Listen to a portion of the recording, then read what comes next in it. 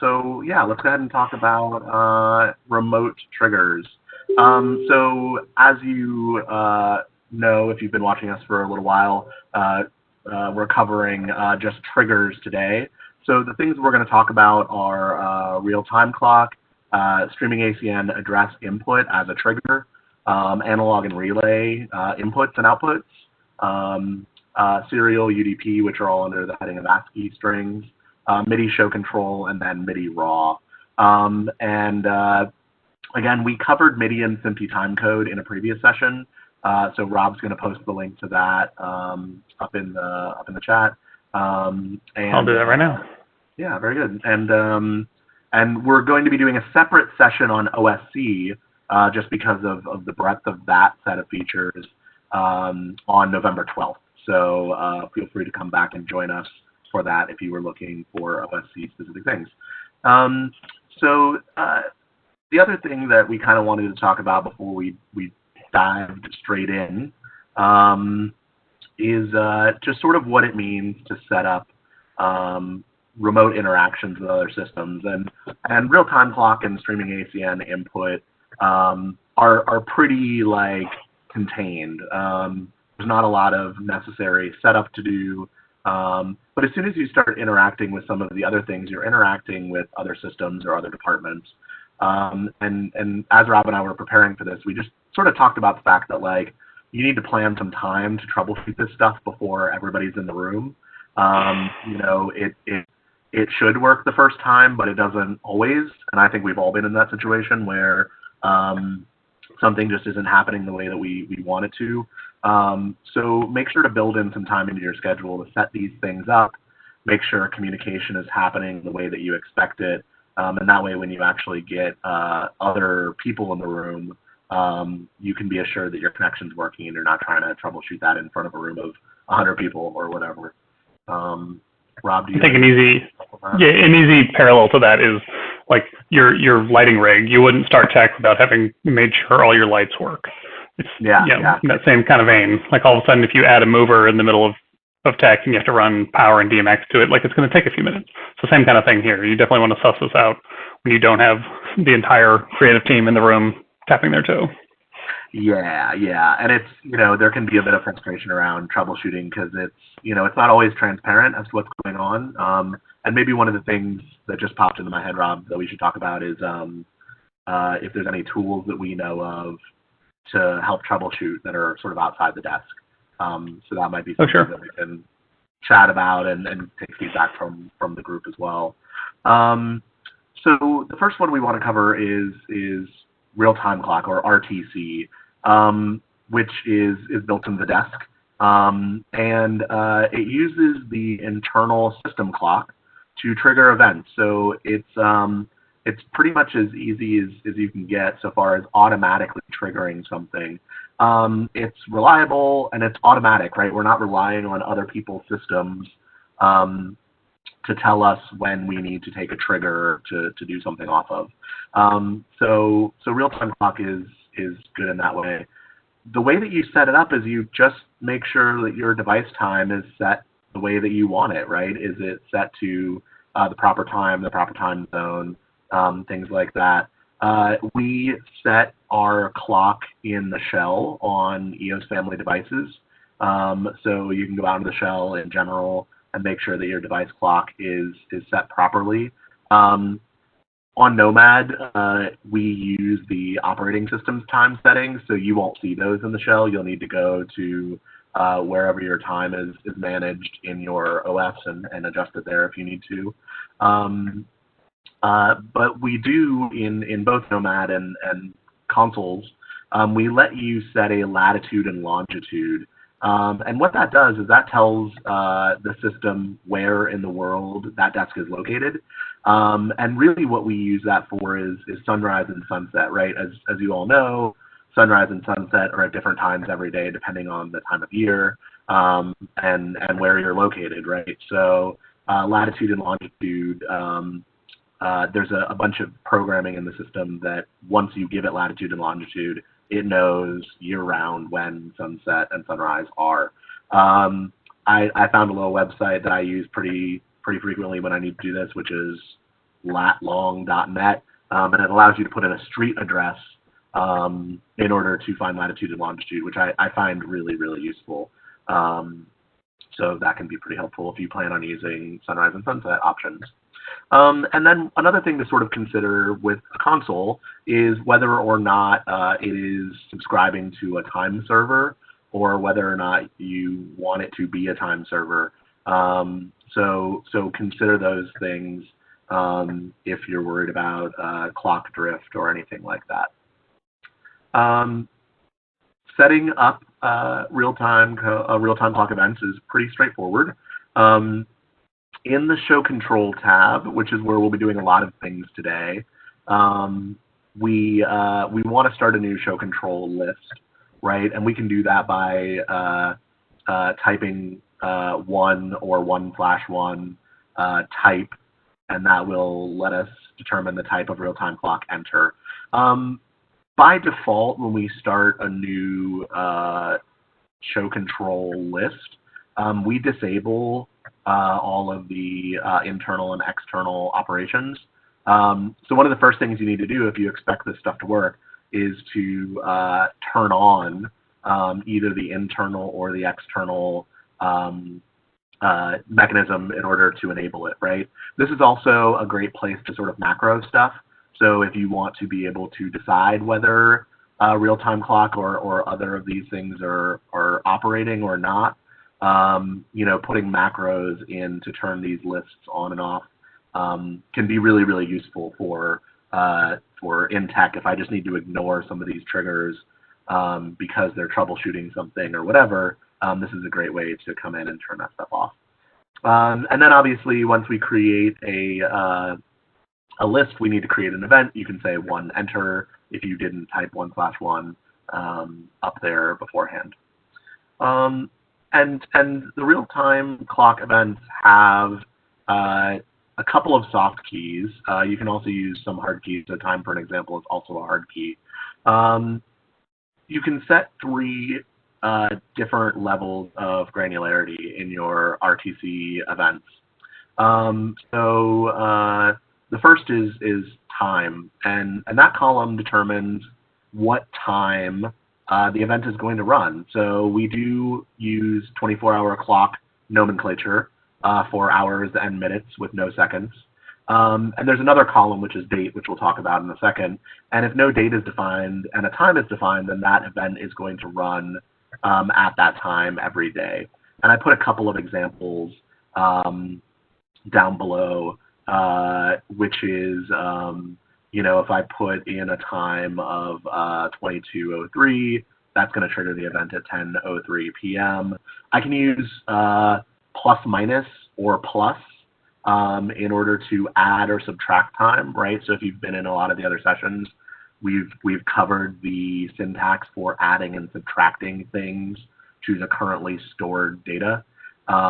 So time plus minus is a subtract. So that's a useful thing for you. Time plus would add that time, right? And then there's some soft keys that show up in the bottom. I should have grabbed a screen cap of those. You have before sunrise, before sunset, after sunrise, after sunset. And so what you get here is the ability to say, if I put time before sunrise of 0, it's going to trigger the event at that day's sunrise time, right? So you've put in your latitude, longitude, it knows the date, and so it can trigger that at that time.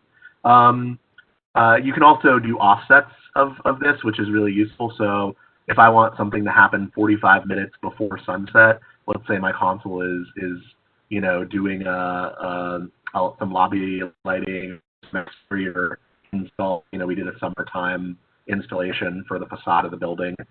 You can have it trigger that stuff 45 minutes before the sunset time. So those are really, really useful. And again, rely on you putting in latitude and longitude for it to know when sunrise and sunset are. The other field that you can choose is a date. And in the date field, you have 2 ways that you can do this. You can either run things on specified days of the week. So if you hit the days soft key, you get a whole list of Monday through Sunday. And you can, those are additive, right? So I can say days, Monday, Wednesday, Friday, enter, and now the event is going to run at the specified time on those days.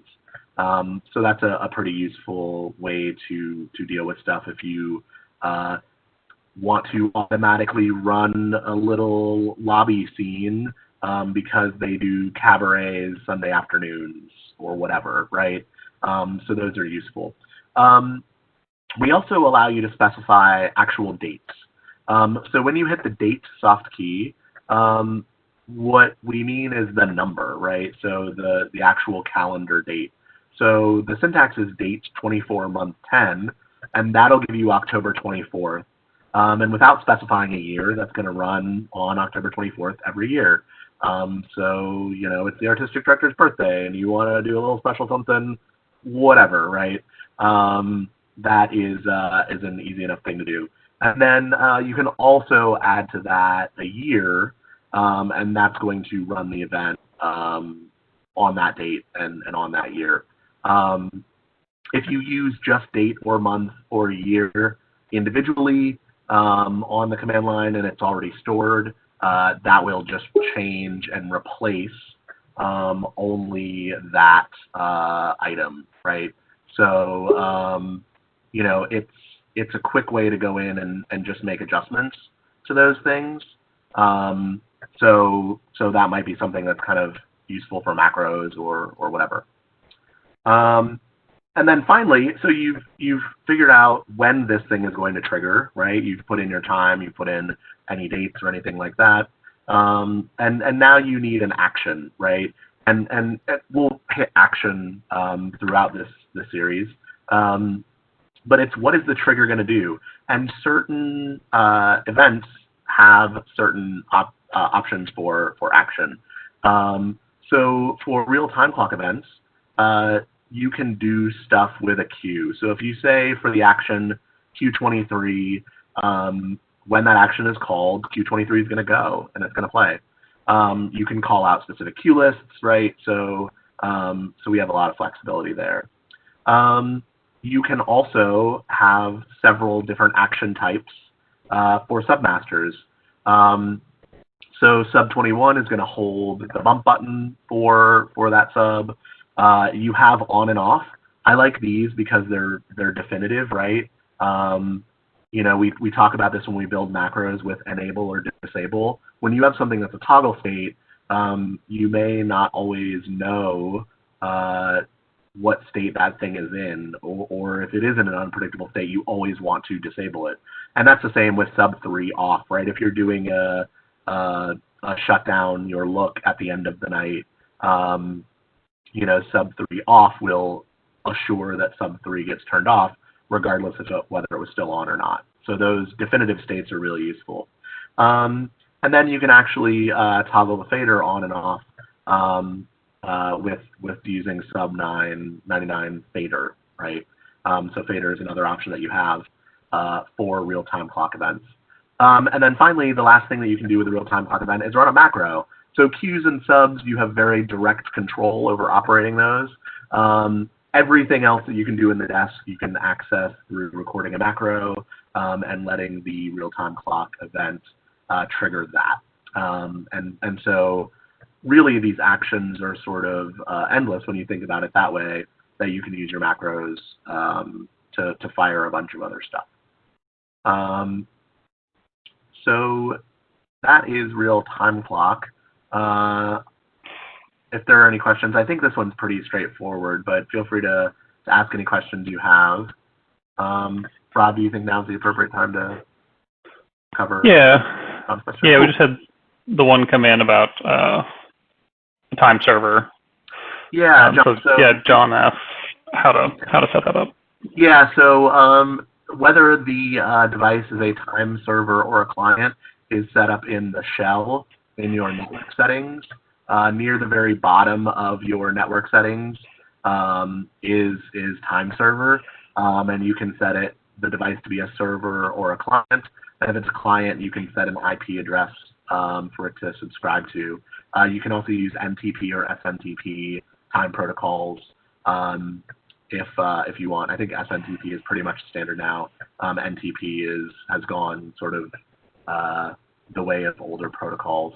So that's where you set it up. If you still have questions, we can look at it at the end of this presentation. I have, EOS open in the background. We can like close out this and I can share my screen. But it is in the shell. It is in settings, in network settings near the bottom. So that's that. Cool. We haven't had any other questions come in for real-time clock. So, David asked a quick question. Sneak it in there. Can days be handled numerically? For example, every 3 days? Currently, no. We can put numbers on the command line for days, but those are 1 through 7, and those pertain to the days of the week. So right now, we don't have any sort of like Outlook tools or like calendar tools where I want this thing to repeat every 3rd day except for Tuesday. So there you go. So that might be something that we can look at in the future.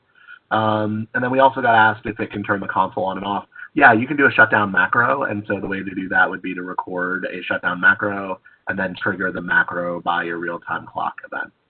And that's how you do that. So anything that isn't a queue or a sub, do it with a macro. Cool. It would not be able to turn the console on, though. Yes, good call. Good call. Yep, that is only off. So there you go. Okay. Let's move on to talking about our next area, which is streaming ACN input. This is one of the newer show control features of the desk. I think it's 2 years old. What is time anymore? Streaming ACN input uses a network address as a show control trigger, right? So this is a way for us to monitor an ACN address on the network and use it to trigger things in the same way kind of that we were with the clock, right? When this thing happens, fire this action.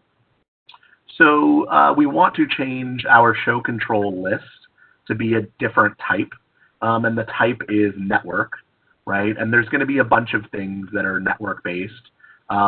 So what's kind of nice about a network list is that you can have various types of inputs come into the same list. Kind of a working thing, I prefer to separate my different protocols into different lists just for management. So for example, if I'm dealing with UDP strings, while I can have them in the same list as my ACN input, if you're doing a lot of stuff from different sources, it can get pretty confusing. So just consider that as an operation preference. But you can put in multiple things in the network type of list. Don't forget to turn external on, right? If it is off, this won't run. So just make sure that that's turned on when you expect it to run. And then in our actual event, we want to use the soft key sACN. So with event on the command line, you can say sACN, and it's going to let you put in an address to monitor, right? That can be 513, that can be 2/1, however you want to type it in. And what you will see is that in that event input, it will show you the current level that's on the network.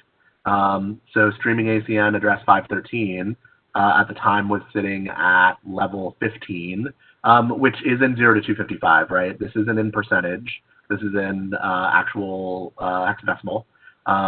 So that will show you the value coming off of the network. And then it also shows the current source that is contributing that level. Because this is a streaming ACN address, we do look at the highest priority source that's available on the network. So if you have multiple sources contributing to the same address, we're going to look at whichever device is the highest priority. And if there are multiple devices with the same priority, it's HTTP between the sources.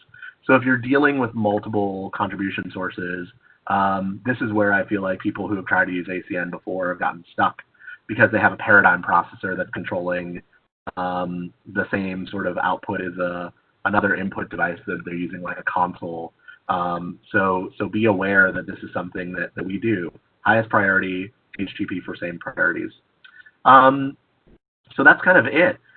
Once you are monitoring an address with an event, you set the trigger, right? So for example, I set this to trigger Q10.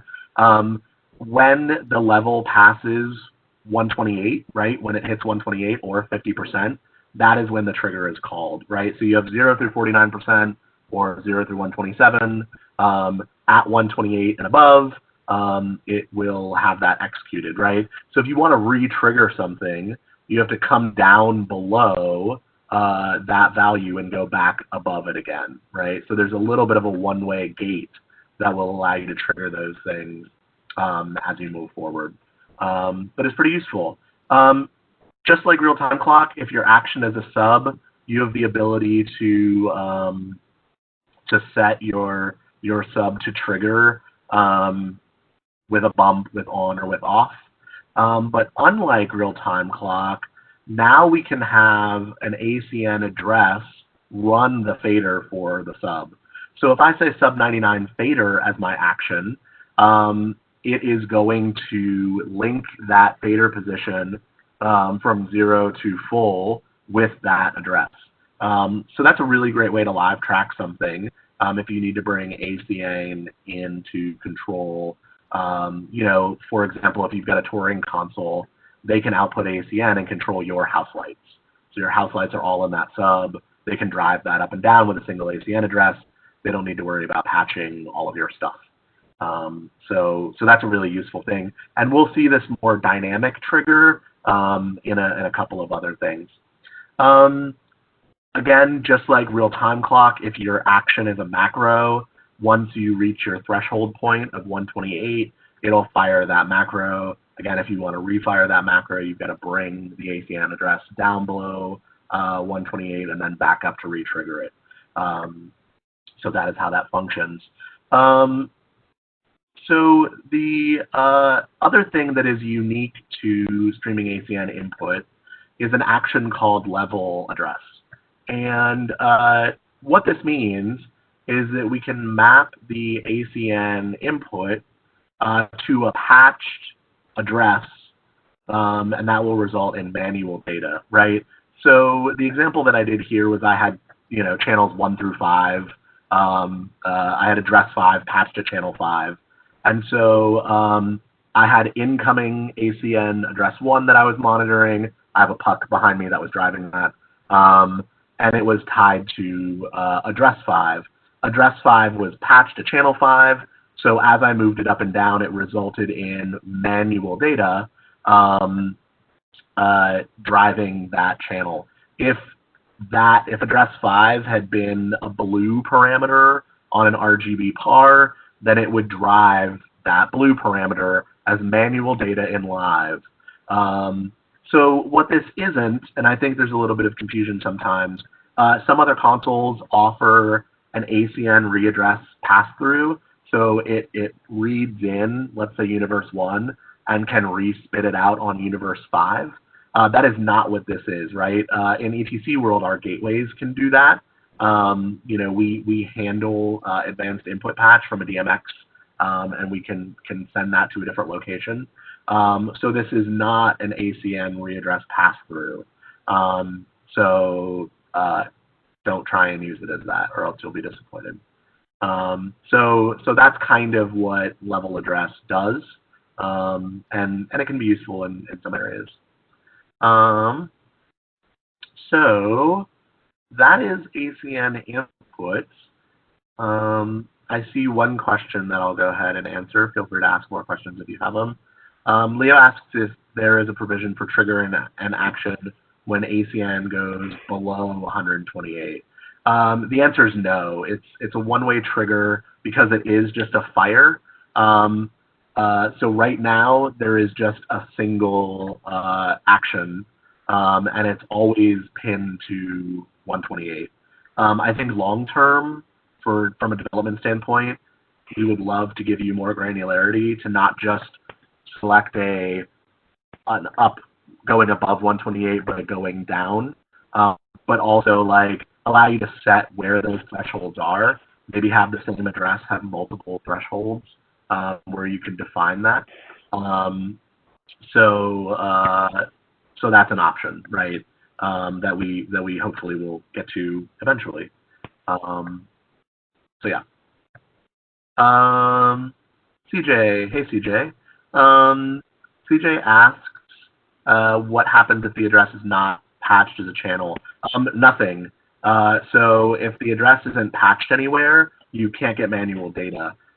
So you will just get nothing coming into the system at all. You'll see in the show control list that ASCII value moving on the network, but you won't have anything happening because it's manual value.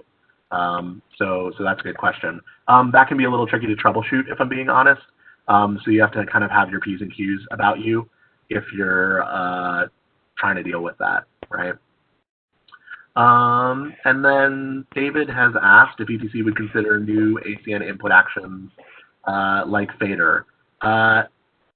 Yeah, I mean, I think that that's something that when we get around to working on the show control section, which has been on our list for a long time, that's certainly something that we could consider is making those ASCII input actions a bit better at natively controlling things. So that's certainly some feedback that we'll take for future development. Cool. Great. Well, if any other questions come in about streaming ASCII input, we can certainly answer those in a little bit. So I'm going to change gears a little bit.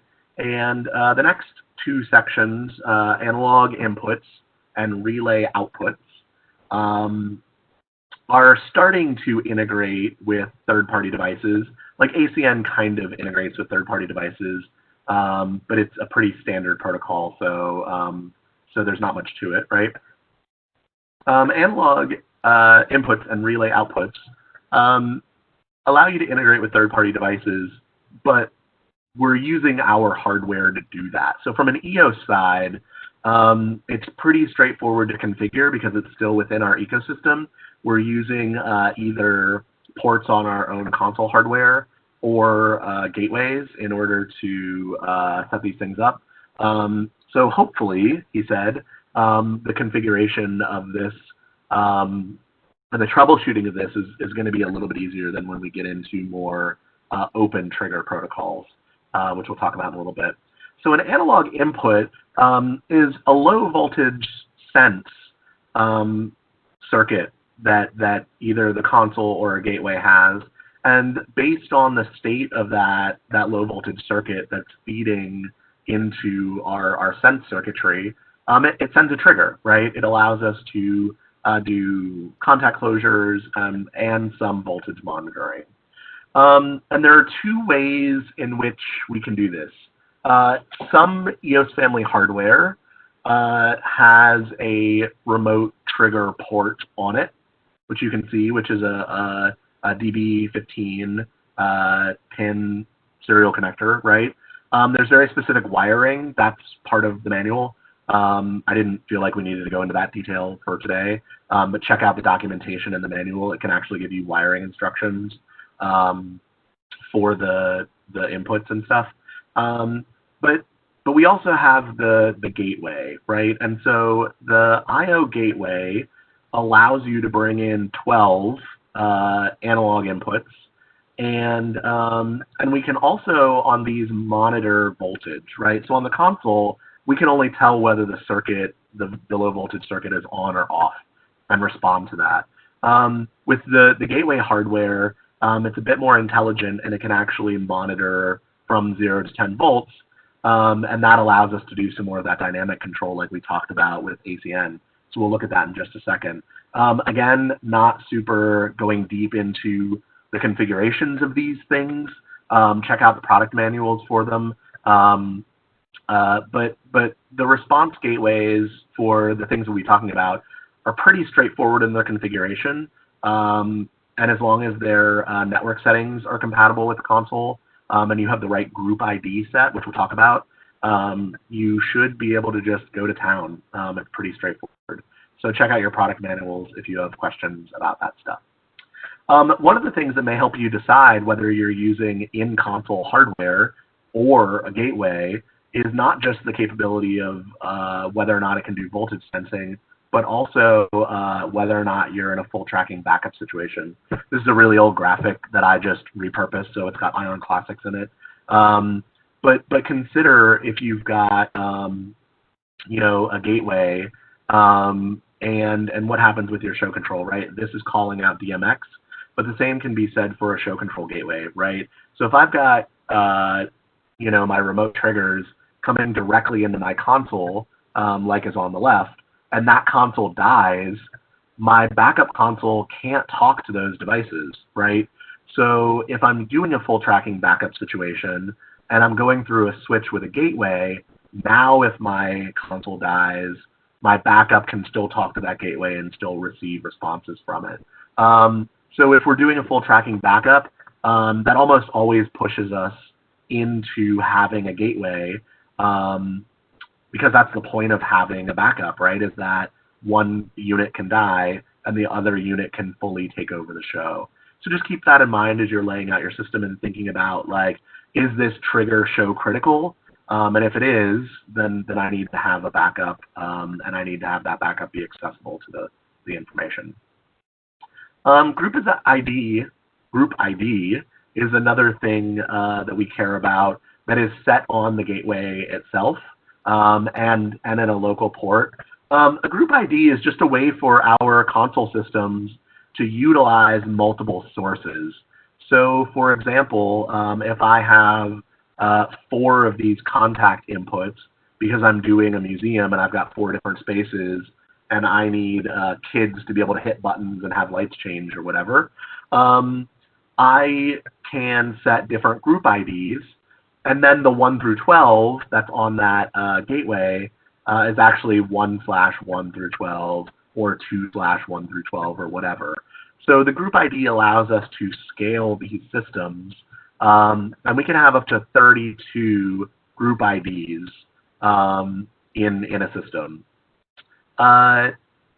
So we set that on the device. We need to make sure that the group ID matches if we expect to talk to those devices in setup, right? So just be aware of that.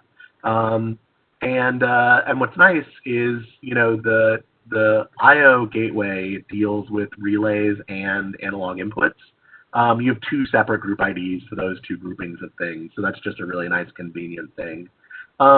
If you're on a console and you're using that console port, you can set that stuff up in show control, right? It allows you to turn on or off your analog or relay inputs and outputs, and then you'll see in the bottom you have group IDs, or what is called in the software source IDs, that allow you to append yourself to that object, right? And then we also allow you for analog inputs to decide what the address is. And analog inputs can be addressed from 1 to 9,999. So in a single group, you can have up to 9,999 addresses. So in a full system, you can have almost 32,000 unique inputs. I haven't seen anything that's quite that scale, but the idea that you can go that far with a properly managed network is pretty awesome. There's lots of headroom. So when you're laying out your system and thinking about how all these things integrate, in the same way that you would address your DMX fixtures and kind of figure out that scheme, if you're starting to use more and more analog inputs, maybe you start a document that starts to figure out that scheme and sort of where all those addresses live. So think of your group ID as your universe number. Think of your address as your DMX address with a lot more headroom. Once everything's configured and your device is online, analog input programming in the show control handler, again, is pretty straightforward. You have a different list type, so you'll want to change your list type to be analog, and don't forget to turn external on, again, if you expect it to work. Your source is now a field that shows up, and this must match your group ID, right? So you basically bind a list to a universe, a source, and that allows you to listen to any of the devices. And then in the events is where we actually put the individual addresses. So if you look at your address window, or excuse me, your event window, and you add in the events, you get an address field and an action. And actions are similar to other modes, right? You've got your cue trigger, you've got sub, bump, and faders, and you've got macros.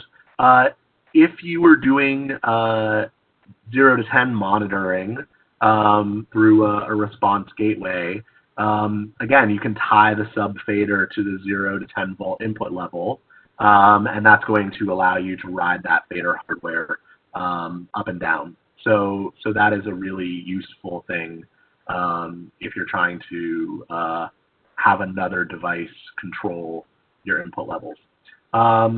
Where I think this has been really, really useful is for practical applications, right? I know a lot of film or TV sets where they want the ability for a light switch to actually trigger lights on, so you're not trying to time out when the actor is going to flip the switch and make sure that the lights come on at the right time. You can wire that switch to a low voltage signal into a show control gateway and let it trigger that submaster with those fixtures in it. So that's one example of a use case. I've seen over the years a couple of people take really old fader wings and redo the guts and have like an analog input for those faders. Totally doable, right? You just need the circuitry and follow the electrical specifications that are set up in the manual.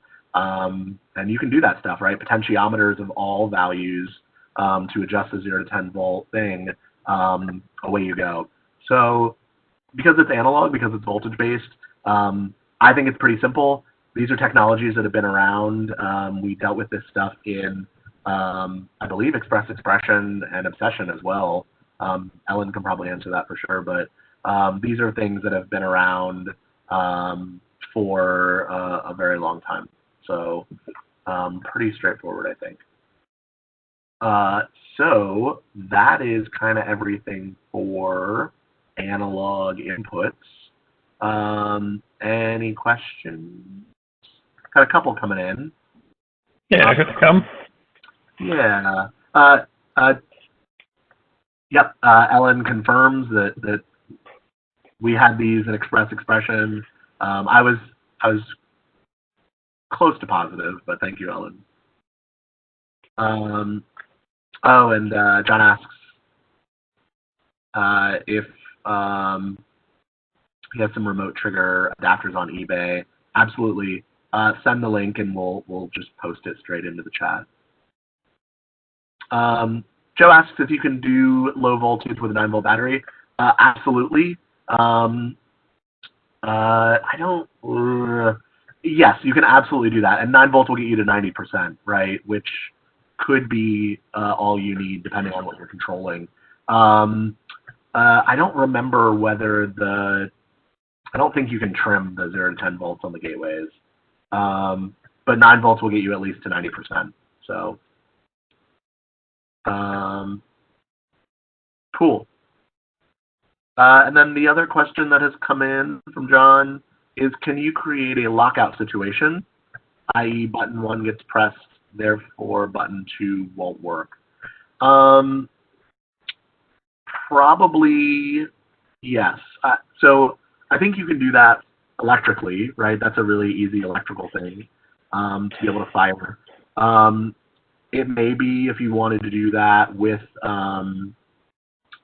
programming, that you could have an event where button 1 triggers a macro that turns on the show control list, and then button 2 would work because the show control list was on.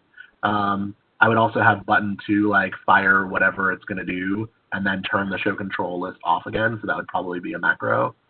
That's what I was thinking too. It may be much easier to do that with electronics, but that's all voodoo to me. So Yeah. As a programmer, I'm like, oh, I'll do this with macros. Exactly, and I think macros is a lot more flexible, right? You can electrical, you don't have to get out on a soldering iron to change the programming at that point. I would say though, I kind of smell where you're going down. There's always the impetus to run non-DMX things off of Eos, like motors or pyro. You got to be really, really cautious about that stuff, right? Technically, Eos does not have any ability to really give you any dead man switching or any safety overrides or things like that. There's nothing to say that somebody couldn't run that macro outside of this electrical connection and still fire that closure. So if you're looking to trigger things off of Eos that are life safety issues, I personally wouldn't do it. I would not want to do that sort of stuff, and I know programmers that have been asked to do things like that have walked off of job sites because Eos doesn't have any of that stuff built into it in a way that is absolutely fail-safe. So when you start talking about life safety things, just be really, really, really careful. John was thinking more Family Feud style. Yes, that's a lot safer. We will allow you to do that sort of stuff. But yeah, maybe something that sort of thing is easier handled electrically depending on what you're trying to do. So good question. Cool.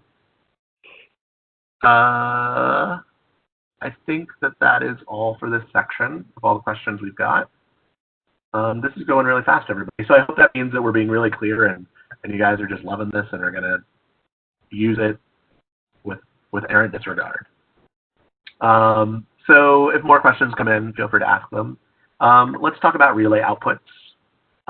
Similar, I literally, to do this section, copied the slides from analog and adjusted them, right? So these are pretty much the same thing, right? They're on the same gateway, they're on the same hardware on the back of the desk. But relay outputs, instead of us monitoring the state of something, we can open or close a circuit to let something else react, right? And those can be normally opened or normally closed, which we'll talk about in a second. Again, you have 12 on-off, normally open and normally closed relays on your gateway. You have 1 on your console, so you can send that out to whatever device you're trying to send that to. I believe as well, and don't quote me, I believe that the gateway can handle more power through it than the console can as well. But again, look at your manuals.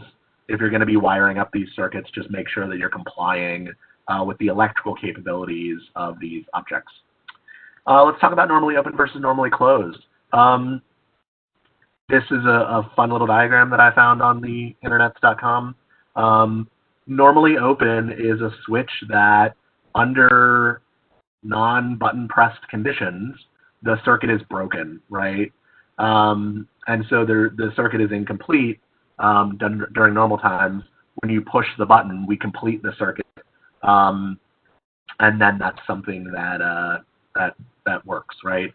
Normally closed means that the electrical signal is closed under normal circumstances, and when you activate a button or a trigger, that we break that circuit. We don't care. It actually has to do with how it's wired for us, but your listening device will probably have a preference as to whether it wants to see a normally open or a normally closed signal. So I think that's something that you just need to check with the receiving device and decide what it wants to hear. Again, the way that, if you look at the manual and if you look at the device, what you'll actually see is that each relay output takes up 3 pins. There's a common, and then there's a normally open contact and a normally closed contact. So we don't have any settings for normally open versus normally closed. It's literally how you wire the circuit that allows you to change what that device is doing. I've seen some clever wiring setups where somebody has built an intermediary box where they have a switch that allows them to change whether that circuit is normally open or normally closed by using a switch to toggle between pin 1 and pin 3. You know, if you need that kind of flexibility down, it's very likely that you'll only need one application based on your listening device. When you go to set up your group ID, don't forget all the same stuff applies. Again, our single relay out has a group ID and an address.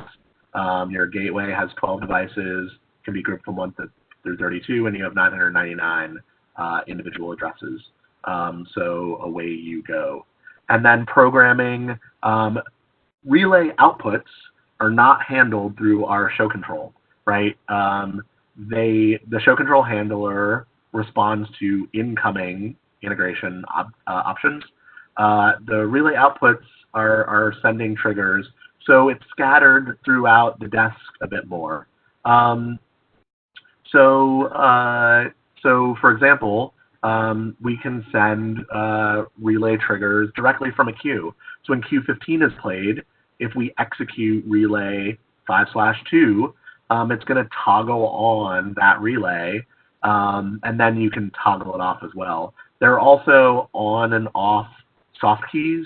So again, if you want to force the state on and force the state off and not just toggle it, I recommend that. Again, I like to know the state of things. So that will give you that ability. The macro ability to send a relay to a state is also there, right? So in a macro relay 1/12, enable or disable. Enable and disable in macro is the same as on or off elsewhere in the desk. So that will always force the relay on regardless of state. And then as of 2.9, I think we did this, we added a new Magic Sheet object with the release of the new version of the response IO gateway, which allows you to see the live state of the relay. So when you set that object in a Magic Sheet and you set it to monitor a particular relay group and address, whatever that relay is doing, regardless of who set it where, that's a live connection. And I think that's really, really useful because it's not just the board thinks that this is on, but the relay, the gateway is actually telling us that this relay is on. So I think that that's something that in the future you'll be seeing a lot more of, is like, let's give you the real state, not just what the board thinks is happening on the system. So not a whole lot of detail here, right? I think relays are awesome for output integration and are pretty straightforward. And it's all about just making sure that your devices are wired properly and addressed properly. So, yeah, we got a couple questions here. Y'all. Leo asks, can a paradigm system talk to a response IO gateway? I believe that the response is integrated with Paradigm. I don't want to be quoted on that, though. Do you maybe want to see if Lowell's around and can answer that? Yeah, I mean, I can say, you know, we can send sACN to it. Yeah. Would probably be the simplest, the cleanest way to do that. I don't know if there would be any benefit to doing the analog interouts with Paradigm. Yeah, because you got sACN right there. Yeah, exactly. Yeah, so yeah, I think ACN, you're right. The new response IO gateway, like Rob said, you can set it to ACN mode as well, so it just listens to ACN addresses, which is useful. That's another way for you to integrate it into EOS, because once it's an ACN address, you can patch it, right? You can deal with it just like it's any other address. So that can be a pretty useful thing for queuing it in different ways than using it as a trigger. So a good addition there, Rob. Thank you. And we'll see that a lot to integrate with other non-lighting systems, like AV systems might be triggering Paradigm or vice versa. So some of that is inherent to Paradigm if you just need a few, but if you need a lot, that's a good way to expand your system. Yeah, and John has a quote, I'm assuming from the manual or a website, that says, in addition to third-party integration, it speaks natively to Eos, Unison, Paradigm, and Mosaic. Yeah, and I know that we can do it in Eos either through this trigger style or through ACN. Paradigm and Mosaic are at least ACN. It may be that they are more natively integrated as well. So thank you for that.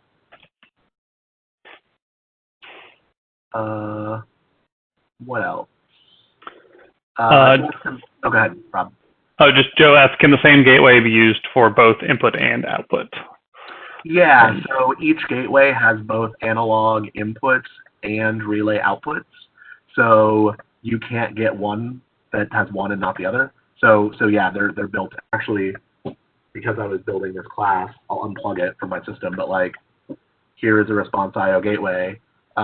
This side that you're looking at are my relays. I don't know if you can really see that. And this side is my network ports and my analog outputs, right? So the product page on the website has some clearer pictures of it. This right now is the only one that doesn't come in a like a portable form factor, like the 4-port size thing. I believe that the networking team is working on bringing something like that to market, so that this will be in a rack mount version as well. Right now it's DIN rail mount. So if you buy one today, this is the form factor you get.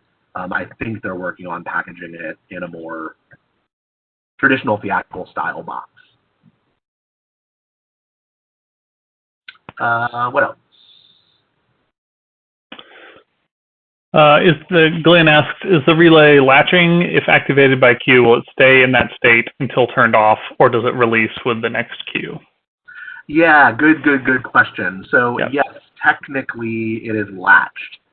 So until it gets an off command or an on command, whatever the state is, or a trigger, right? Because it will also just toggle. It will stay in that state.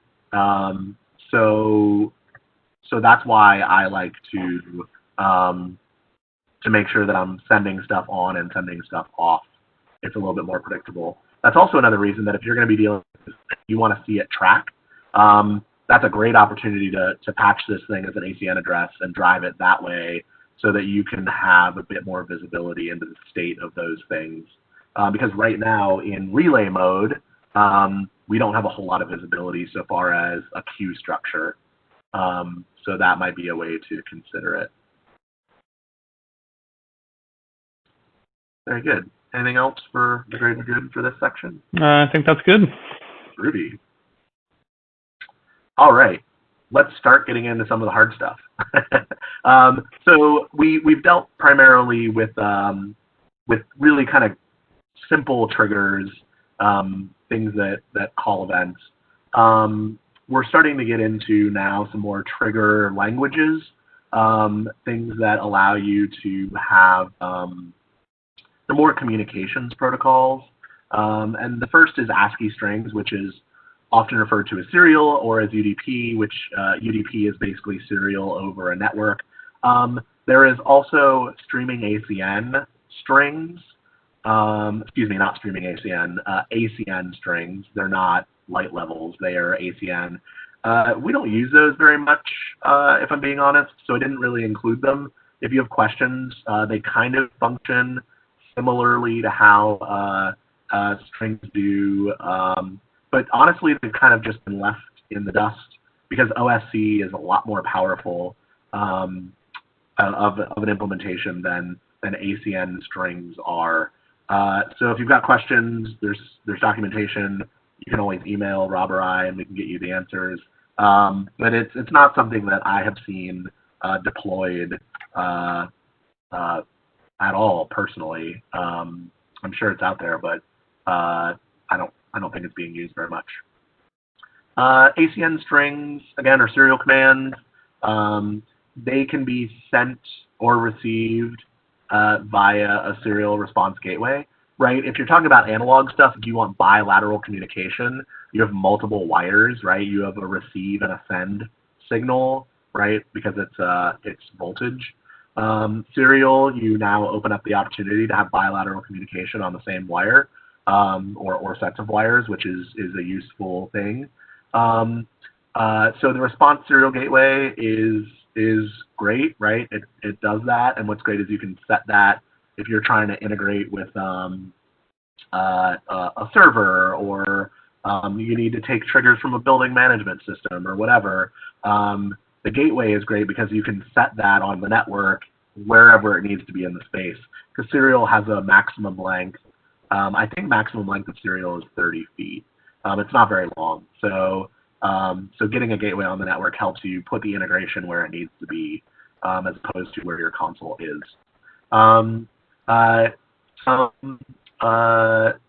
Strings can also be sent through the network, right? So UDP, any device that's on the network can send a UDP signal, and it's basically interpreted the same way once it's on the network as a physical serial connected to a response gateway. And we use IP addresses and ports as destinations, right? So the way that we know where we're sending these things to is by specifying an IP address, and by sending it to a particular port at that IP address. So you will need to know that information if you plan to use this. Turning on strings, we do require, there's still a setting in the shell that requires you to have it enabled to bring in UDP strings and OSC, right? We're using the same mechanism. Again, we'll talk about OSC in several weeks. But this needs to be enabled. Again, we're in the process of slowly moving stuff out of the shell into EOS settings. This is currently still in the shell, so just know that you need to make sure that that's on. Also, in show control, we've got a couple of different things that you need to make sure you're setting up. String, receive, and transmit, right? If you expect to, for something to send you a string and you want to respond to it, you got to have this on. Same with transmit. If you want to send strings out, you have to have this enabled. Source ID is group ID, right? So if you're talking to a serial gateway, we need to know what the group ID is for you to communicate to that. String resource name, string receive source name and transmit source name. These, again, are ASCII string aliases. The idea with ASCII strings was that you would be able to just type in the device name and not have to worry about an IP address. It's a neat idea. Again, I think OSC kind of handles a lot of that stuff pretty well now. So yeah, use it if you're going to use ASCII strings. Otherwise, you can ignore it. Port. So this is the port of the network that you want to receive strings on, right? So you can define that pretty much to be whatever number you want it to be. That's an available port number. And I think I should have looked this up actually. I think we have some defaults in our documentation that we prefer. But basically, as long as the sending device is sending you data on the receive port, it should communicate just fine. And then for transmitting, you can have a different port, right? So again, it's the same wire, but we're using those virtual ports to kind of crosstalk, so that send is going on one port channel and receive is coming back on another port channel. So it's a digital two circuits like we do with the analog. And then when you're transmitting, you need to send to an IP address. You can put multiple IP addresses in here. But it is sort of if IP addresses are in here, it's going to send to all of them. So just be aware. There's not a whole lot of granularity. Again, something for future improvements that we want to look at. And then there is up top, there's a nice little convenience, which we'll talk about, that's actually a string setting that has to do with Midi show control. When Midi show control is enabled, we'll talk about it in a second, but like there's auto triggers. Midi show control is on, it just works. You can have Midi show control actions duplicate on the string line. And that can be useful if you're integrating with devices that are taking serial as well as taking other devices that are dealing with MIDI. So you don't have to program all that stuff in automatically. And then in the show control MIDI section, there's a network list receive if you expect to use show control events. We'll talk about events versus strings in a second. But basically this needs to be enabled if you're going to take in network things and expect them to be routed to the show control handler, right? Hopefully that will become clear when we explain in the next couple of slides. So one of the nice things about strings is you don't really need to set up anything. You can send command line strings. So EOS has a predefined language that as long as you start a string with the little $sign command and you follow the language that's predefined, you can basically write command line through serial, right? By default, we again need you to start with the $sign for us to know that it's command line, and we need to know that it's complete. So using a carriage return as /r or as a pound will ensure that the device hits enter and actually actions that. By default, when you just send a string into the system, we use what's called user 0 or the system user. So that can work in the background without interrupting anybody's command line. If you want to send it to a specific user, we allow you to do that by putting the carets and U2 or U5 or whatever, and that will actually post it to that command line. It depends on how you're architecting your system and who's using what. I've seen systems where it's useful to have the command line strings as their own user so that you can identify who's doing what to the system. User 0 can get bumped up if you've got a lot of things coming into the system. Defining your string command line to come from a specific user might be useful just from a troubleshooting standpoint and to keep things organized. But if you have a user, a physical human, a person that's using that user, that might get real old real quick. So, just kind of consider how you're architecting those things. We can also take strings in and send them to the show control handler, right? We can do that by starting these things with SC.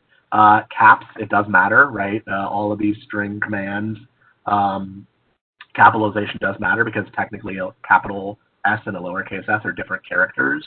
And we want it to be return or pound to finish it as well. But what this allows us to do is send any string we want, and as long as that string is matched in the show control handler, it will execute that event, right? So I said test, we can say, call it houselight1, whatever the string is. It's not a standard language now. We're defining our own language, and as long as the string matches the handler, it will work. Again, cases matter, spaces matter. If you are not sending the right string, it's not going to work, right? So with great power comes great responsibility. This is where Rob and I talked about at the beginning of it's a good thing to test these things out and make sure they're working ahead of time. In the event handler, right, when we do an event, we want the list to be a network type because serial is uploaded onto the network through a gateway. UDP is already on the network, so we want that. When we do an event, there's a soft key that is string input. We want that to match whatever we expect our string to be, and away you go. And then you can set whatever action you want. One of the things that I didn't mention about actions, which is a nice little convenience, you can see this action is grayed out. When an action is grayed out, it means that it doesn't exist in the console. If it is lit up as white, that means that that thing exists. So if you put in a macro, for example, and it's gray, you can do that. It just means that that macro does not exist in the system. So the trigger may be working, but it's not firing anything because that macro isn't there. So that's a good way to troubleshoot stuff if you're trying to see why a thing isn't triggering. It may be that your trigger is actually working fine, but your action isn't able to be done. So just keep that in mind. So outgoing strings are also useful, right? If we need to send strings to other systems. Again, this works with Paradigm. There's some examples in the manual. Your Paradigm has to be configured to accept strings and to have certain, certain things turned on for that. But assuming all that's configured properly on the Paradigm side, you can pretty easily integrate by sending its strings over the network, right? The places where we can send that stuff is through a queue by using our execute field again, right? Q10 execute string, type your thing, and every time that queue fires, it will fire that string. Macro, this is really useful. I kind of prefer to handle it this way. I would, if I need something to happen through a queue, I'm almost always going to put it in a macro first and then trigger that macro through my external links. I just like having it packaged that way so that I can move around the macro or make adjustments to it. It feels like a neater package as a way to run it, and maybe Rob has some same or different opinions on that. No, I agree. It's kind of like palettes at that point. Like that way, change your macro if you've used it a bunch. You don't have to retype your string everywhere. Yeah, I agree. It's a good organizational tool. Agree. And same thing with Magic Sheet commands. You can send UDP here. Again, this can get persnickety if you're not typing exactly the right command. It's on you to figure out why it isn't working. You can do loopbacks, right, by using a local command in your Magic Sheet commands, which is kind of nice. But I have had a hard time kind of justifying a place where this is super useful. Again, I'm sure somebody else is using it and I just don't know about it. But I'd rather handle my UDP stuff in different ways than embedding it directly into my Magic Sheet commands. Personal preference. But if you've got a show file, for example, where you need UDP commands to go, and you're worried about bringing macros or other targets with you, show file to show file, maybe that's a reason to embed it directly. So I'm interested to know if anybody's using it as part of the commands. Any questions about strings that have come in, Mr. Crane? Not yet. So we'll give him a second. I can't believe you didn't have any string, like cats with string pictures in this. Yeah. I'm a little disappointed. I looked at a couple like string theory, things, and like the meme with the, all the math behind the lady's head and stuff, and it just didn't fit in quite where I wanted it to. So, but I will say that my graphics and my memes are lacking for this one. This is a little dry of a topic, so I should have spiced it up a little bit. Here we are. All right, we've got a couple questions here. Andrew, I'll start with you. Hey, Andrew, hope you're doing well. Is there a list of the predefined string commands? Kind of. So, yeah, I will fall on my sword here and say that show control documentation right now isn't where we'd love it to be. So I think that that's something that we'll be working on as time permits to start getting that documentation into a better place for y'all. It's certainly something we've been discussing even in the past week internally.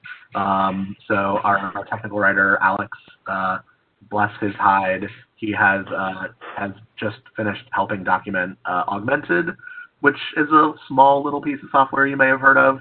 And so, we're going to be working together at some point to make sure that this documentation is better. That being said, if you go into the manual and look in the show control area, there's some pretty good examples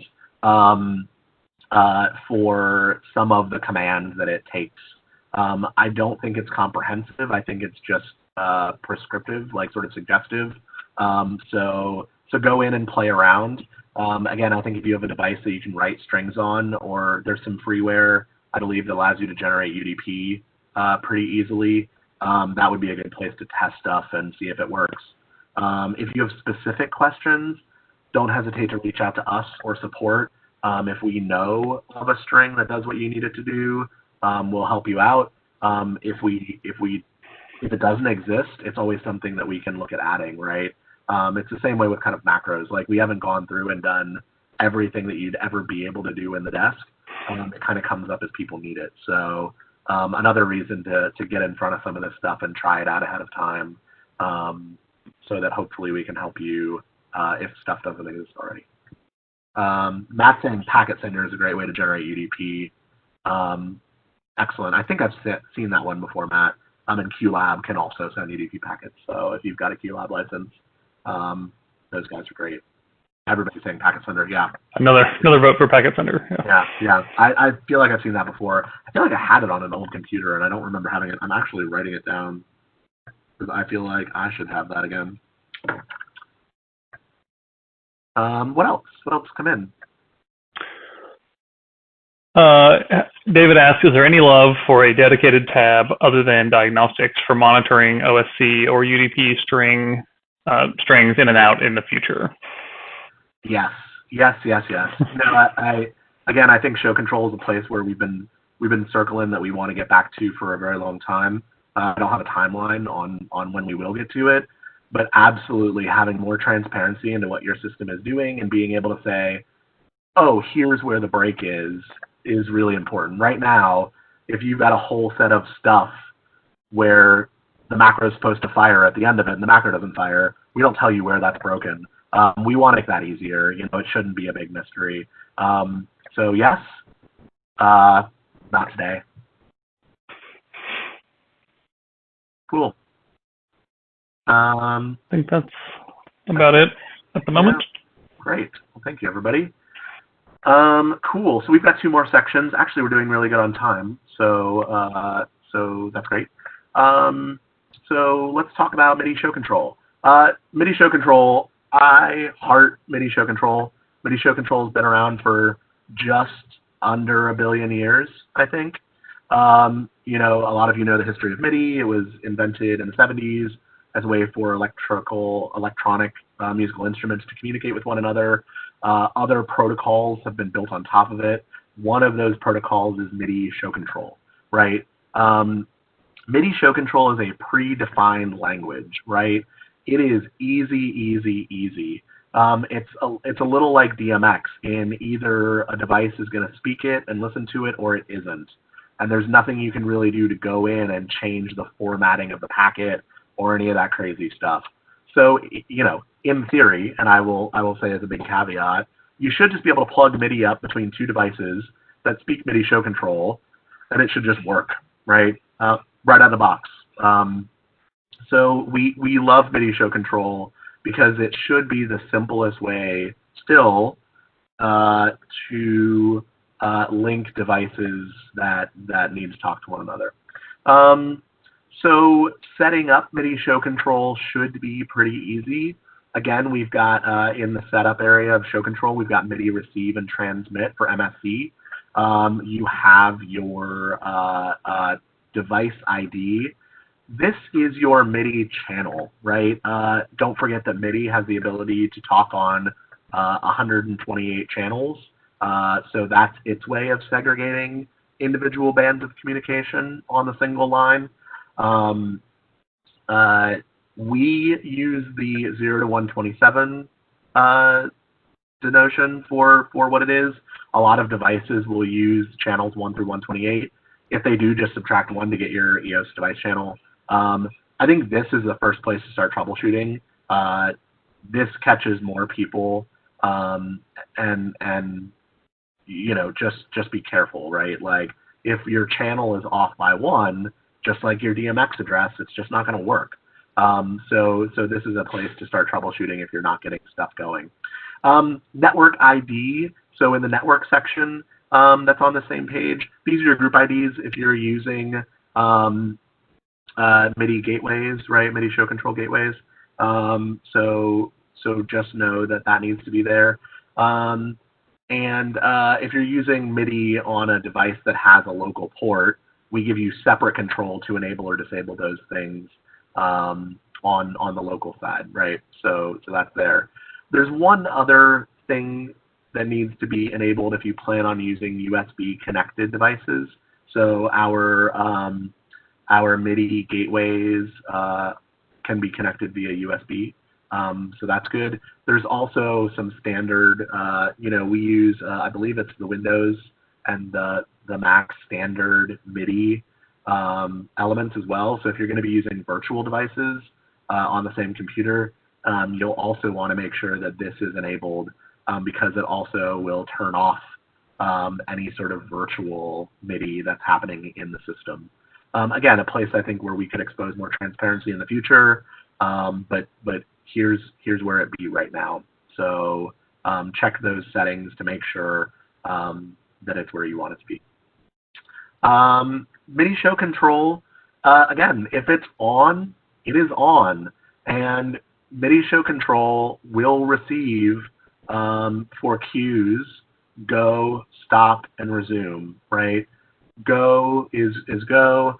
Stop works exactly like a stop button, where if you're part of the way through a queue, it will pause that queue, and then resume at that point would resume it. Stop and stop again would go back, right? So so those things are state dependent based on where the queue is in its playback. Set allows you to set submasters or playbacks or a grandmaster, so that's useful. Again, your documentation has details on that.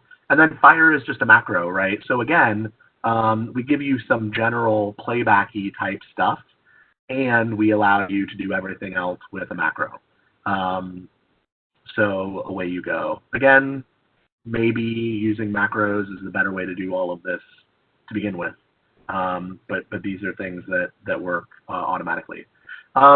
When MSC transmit is enabled, EOS is going to automatically send something when either of those things happens. So if you hit go on your master fader pair, right, it's going to send out a MIDI show control command that says go 1/5, right? So just know that that's going to be happening if transmit is enabled. Again, I think that that's a good thing. You kind of just want it to work. So be aware that those things happen if that's enabled. And again, taking you back to that string setting, where if MSC string transmit is on and MSC show control transmit is on, it's going to duplicate that command via UDP. So that's a nice, convenient thing that we go for. So ideally, there's I think some troubleshooting that we could talk about if we needed to, but like it should just kind of work if it's on, and that's why we love it, right? There's not very much granularity or nuance. It is on or it is not. It does these things or it doesn't, sort of period paragraph. So that's our second to last section. Just one question came in. Is there a list of proven USB to MIDI devices so I can shamelessly plug ours and put that, I was just about to say, put that in there? I know of one.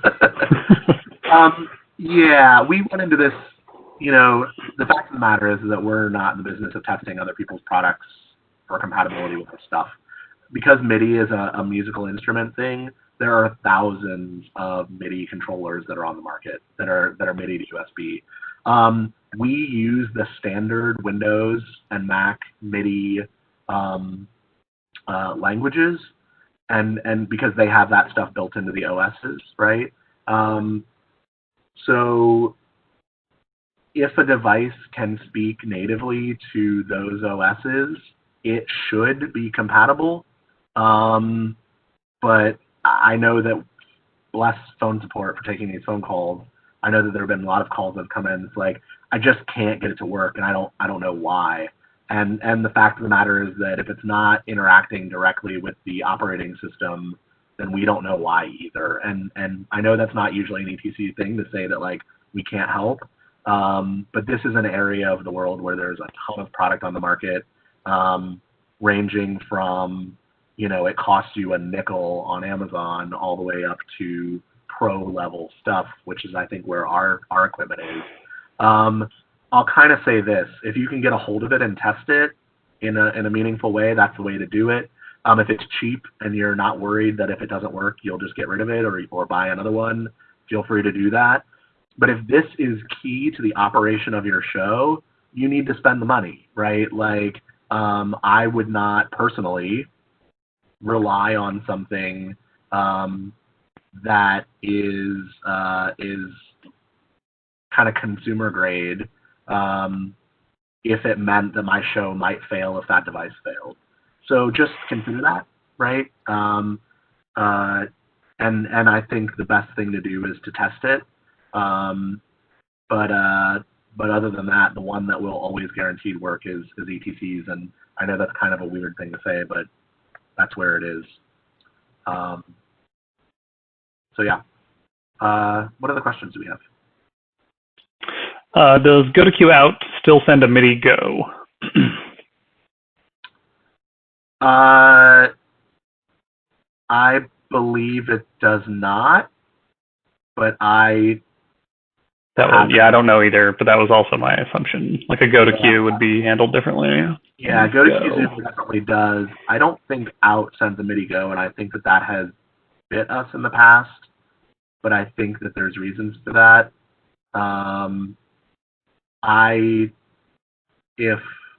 Who was asking that? Sorry. No, I just cleared it. That was. I'm going to butcher this name. Mahid Yunus. Oh, hey. Yeah, send me an email, and I can, if that's critical to what you need right now, toss me an email, and I can answer that. I think that we don't on purpose is where I think that lies right now. Because again, it's easy enough to call queue zeros across multiple queue lists with a macro. What else? I don't know anything about this, but I will ask the question and pass that buck to you, Nick. So on Brad asked back on UDP strings. He says ETC has a program called String Theory, which I did find on the GitHub. So that is, public. Yeah, that's all. Go play with that. Yeah, I didn't know that we had that. That is GitHub, so it's available. That's an ETC Labs project. I think that might be Tom Bartlesteer. That may not be Tom Bartlesteer's thing. Maybe that's a Chris Miserak thing. I'll post a link to it here. Yeah, there you go. Yeah, that's one of those unofficial ETC projects. A lot of our developers, because they're freaking geniuses, will work on side stuff and post it to our GitHub Labs page. So it's not officially released product, but it may or may not work. So thank you, Brad. That's another good resource that's ETC adjacent. So cool. What else do we have, or do we want to go through the last section? One more question came in. Can you use the Go function on the console to output to QLab and the other way around? Yeah, absolutely. I know that, and I will not be able to tell you the QLab specifics, but I know that QLab supports Midi Show Control, and that you can have either the console respond to QLab respond to the console, and away you go. One of the things that I guess I should have put in the presentation is that the go command doesn't just say go. It actually always calls a queue number. So when you say a go command over Midi Show Control, it's always go Q5 or go Q8. And that's really, really useful, because if one of the devices gets out of sync, or you have sub queues, Q 1.1, 1.2, 1.3, where you don't need to send, where you don't need the other device to respond, that's really, really useful. So always with Midi Show Control, like number queues between the two systems will fire. And I know that we stand hard on that, right? Queue numbers will always fire the Midi Show Control. That is the queue number. I believe that QLab has some flexibility as to what it actually responds to and what it actually sends on a per queue basis. So I have now exhausted my knowledge into the fine folks at Figure 53. Like many years ago, they gave me a nice little tutorial through all that stuff, and I didn't use it, so I forgot it. But I believe that they have a lot of flexibility there. And yeah, go ahead, Rob. Yeah, Matt just chimed in with what I was about to say as well. If you're using QLab, I'd look at OSC first. Both console or both systems also handle OSC, which obviously we'll cover in a future session. But that way it's over the network and you don't need extra hardware. Yeah, and I think what's good about that as well is QLab has done a really good job building up OSC infrastructure and their software that talks with us, right? So they have put in the work in their software to make it really compatible with EOS. Not all software systems have that, and MSC, again, going back to the parallel with VMX, is a much more universal language that if a device speaks MSC, it's very likely to work with EOS, whereas OSC it may or may not. So good point. And then John has a follow-up. Does a Go output also include the QList number? Yes, it does. And there's I think I had that setting. Where did I glaze over that? You do have Midi QList. I just totally blew past that for you. Midi QLists allow you to decide which lists actually fire out. Because it does always call the list number as well. So it's always list/Q. And I think we need to do, I don't remember what it is off the top of my head. There are some older systems, like if you're trying to trigger an express, for example, or an obsession. There are certain older systems that don't understand the QList portion of it. And so I think you have to, it's been a long time since I've had to do this. I think you have to do something like put 0 in Midi QList or something, or call out 1 specifically. There's a thing that you have to do if a device doesn't understand Midi QLists, but I think those are all legacy devices. So hopefully you won't be running into that. If you have questions that you run into something like that, again, phone support is, they are geniuses, they are rock stars. They are goddesses and gods. Cool. Let's truck through the last little section of this, and then we can open it up for general questions. MIDI raw. So MIDI raw is just the ability to send the language of MIDI, which is hexadecimal characters, out across the MIDI line, or receive it. MIDI raw is also called notes, MIDI strings, MIDI messages. It's all the same stuff, right? So if you're looking for any of these protocols in our documentation, we call it raw because it is just, at the end of it, when we're sending it or receiving it, it's just raw data. It's just characters, right? So be aware of that. MIDI raw allows you to structure your own MIDI packets. Like I said, Midi Show Control is a language that is built onto itself and is predefined. We allow you to do a couple things with MIDI packets. We allow you to respond to a MIDI packet via a show control event. So the same way that we handle strings, where we route the string to the show controller, we can route MIDI packets to the show controller handler and trigger an event. And we can also send MIDI packets out to other devices.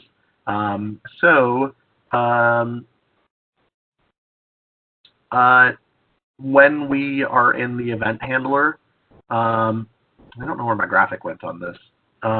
It's the same sort of graphic, right? We want the type to be network because MIDI raw, MIDI strings inevitably come over the network, right? So don't forget to turn on external. It's a network event, and the input is a MIDI string, right? And when you hit MIDI string, what you get is a nice, beautiful little pop-up that is semi-new. And this allows you to write out what notes and things you expect to receive. And I am by no means a MIDI expert, but I know that you have the ability to take in all of these languages, right? Note on or note off, a program change, a control change, or a system fire with octaves and velocities and thresholds. And there's a lot of stuff in here. Explore what your sending device is going to send you. What I really like is that if you are a bit of a nerd, you can send those things. You can see what you're going to be receiving or sending right down to the actual MIDI raw level, right? So it shows you that if I've done this note with the octave and the channel and all the settings that I have, it's 90N07F is what's actually going to come down the raw line, which is good. And again, as we change stuff, so I just went into the system area and did a MIDI command for stop, right? You'll recognize these: go, stop, resume, set, and fire. That is what that actual data is going to look like out on the MIDI line. So use it if you'd like to. Also in note on and note off, we allow you to just write the raw MIDI of the note. So if you have that information and you don't want to try and find it, right, you get a nice little pop-up that gives you the ability to input 1 through 9 and A through F for hexadecimal. So that is easily definable if you don't know the notation information, but you do have the raw information to input. So that's kind of that. When it receives this MIDI raw input, you get an event, right? And it's no different than any other trigger that we've looked at today. So away you go, right? So that's the event handler. We can also output, right? So if we want to output MIDI raw, we can do that. And the Q is the first place that we can do that. You can type Q, execute, you have a MIDI raw soft key. And when you hit that soft key, right now you get a keyboard to type in your MIDI raw string. And that's sad. That is the way that the user interface currently is. I think long term, we'd love to get you something like this in all of the places that MIDI shows up. It does not exist right now. So one of the things that you will need to do if you're putting stuff into the queue is make sure that you have that actual hexadecimal string written out. Same thing with macros. We allow you to send MIDI raw and trigger it through a macro. You have to know the string in order to get that to execute. I think that the key thing with MIDI raw is that we don't care what you do with it. We're relying on the either the listening device if you're sending stuff, or the sending device, which is sending us stuff, to define what that raw bit of data is. We don't care that it's a C flat or a system command or whatever. We're just going to respond to it if we see it in the same way that we do with strings, or we're just going to send it if you tell us to send it. So again, this is a good time to like set up a little bit of like workshop time to make sure that whatever systems you're expecting to interact with are going to know how to send or listen to what you want to send. So that's that section, and that's kind of the end. Do we have any section questions before we open it up to everything? This one, no, not really. Sorry, I was trying to work on something else while you were finishing up there. Matt asks, is it still considered network if you have local MIDI ports on your console? Yeah, so it's still a network event, even though we're bringing it through the console. It's a weird thing, but we didn't feel like it was worth breaking it out as a different type just because it's a different port. So there you go.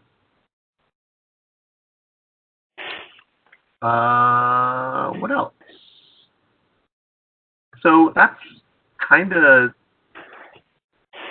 it.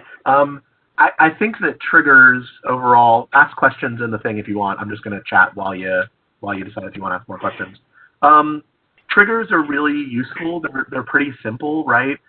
which made for a kind of dry presentation, I think. I don't think they're particularly complicated on the EOS side, at least, but they are pretty powerful, right? You have a lot of options in the triggers area, right? And I think when we get to OSC in several weeks, you see that that's like kind of triggers bilateral and to the extreme, and OSC is where a lot of this stuff is kind of going in our industry. But certainly whenever you're dealing with something that isn't very smart, like a switch or anything like that, triggers are still quite useful.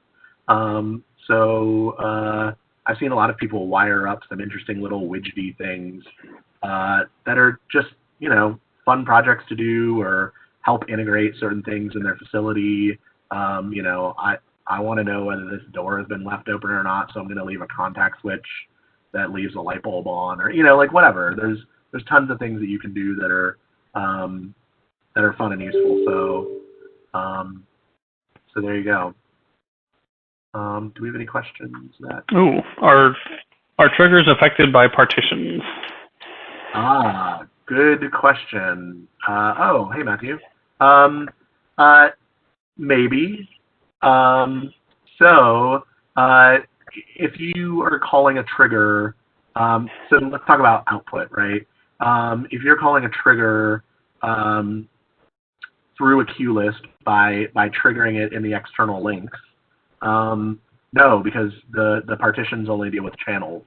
If you were to set up, let's say, a response gateway as an ASCII device, now that starts to be handled by partitions because those are channel level devices, right? So that may be a reason to set something up one way or another, is to be able to partition those things. For event handling coming into the system, no, all stuff coming into the system is global, right? So you'll notice that your show control settings are in your system area of settings, and that's because anything that deals with show control is sort of global in that system. So I hope that answers your question. This is another place where macros for turning things on and off are useful.